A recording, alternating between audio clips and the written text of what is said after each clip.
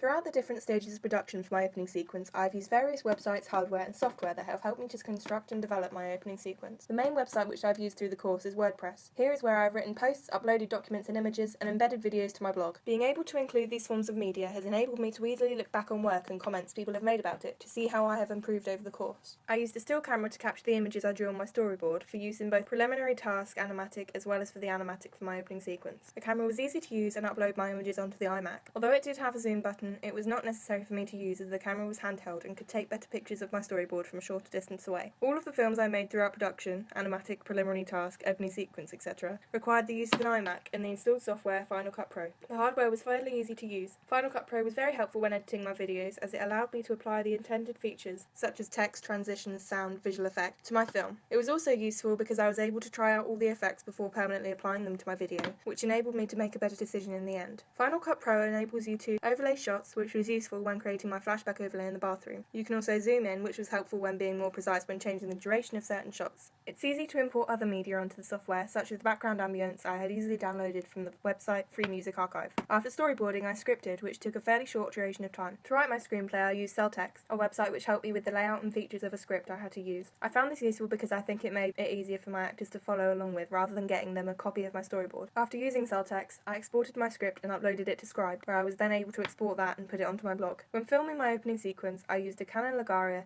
HFR46 camera with full high definition and 53 times advanced zoom. I used this feature when filming a shot from across the road, without having to stand in the middle of the road to film. I was surprised, but the zoom did not alter the quality of the image. Some shots required me to use a Manfrotto tripod, which helped me to create steady visuals, including during pan shots. Although this did the job, if I had the option of using a different tripod, I would pick one with a longer positioning handle, so that the pan shots I was originally going to use would have been smoother. The battery life in the camera was not particularly long, but this was not a problem as I was only filming a few minutes worth of footage. If I was shooting the whole film, however, I would need a longer lasting battery so that I wouldn't have to keep stopping actors while the battery charges. To store my film, I used an SD card, which was quick and easy to upload footage onto the iMac afterwards to be ready for editing. I used GarageBand only briefly when cutting down the song that served as background ambience for my opening sequence. It helped me to do this efficiently, although I later realised some of the things I was doing to the music on the piece of software could have been done more easily on Final Cut Pro. YouTube provided me with a website with which I could upload each of my videos to, then later be added via an embedded link to my blog.